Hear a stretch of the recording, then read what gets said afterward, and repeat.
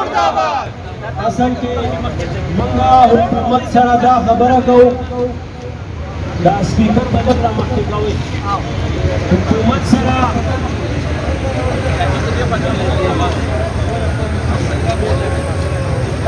حکومت سره زمونږ ګیله په دې ده چې یاره یو صحیح طریقې سره محکمه روانه او د هغه محکمه کې مداخلت وکړي او د هغې چې هغه کومه صحیح طریقې کار دی هغه ټول خلک د کاره هغه وباسي او خپله په مشکلاتو کې هغې ملوث کړي د هغې نقصانات بیا دا راشي ماشومان بېچینی د هغې کارونه نه کېږي زمونږ د حکومت د ریفارمز غټ غټ مثالونه دا هسپتالونه هم دي هسپتالونو کې دي پرایویټایزیشن چالو کړی دی او هغې سره نن د هغې هغه ریفارمز هغه د عوامو د تکلیفاتو هغه باعث جوړ شوي دي یو طرف ته حکومت لګي سرکاري محکمې پرایویټایز کوي هغه پرایویټ کوي بل طرف ته په سکولونو باندې خیال دی چې موږ به دا سرکاري سکولونه هم پرایویټ کوو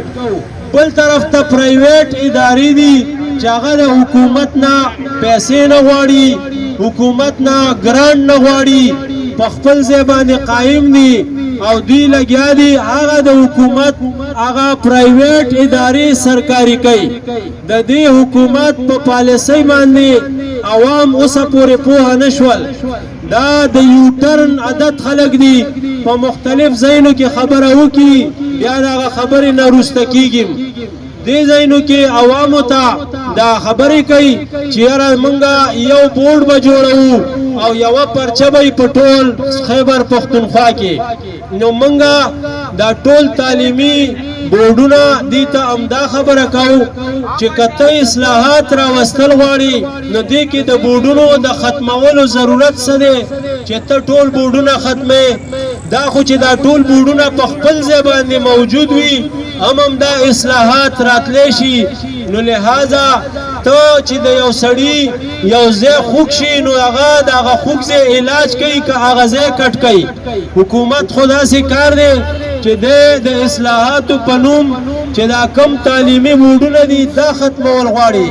د هغې سره به په هغه علاقې کې مختلف ځایونو کې ماشومانو ته والدینو ته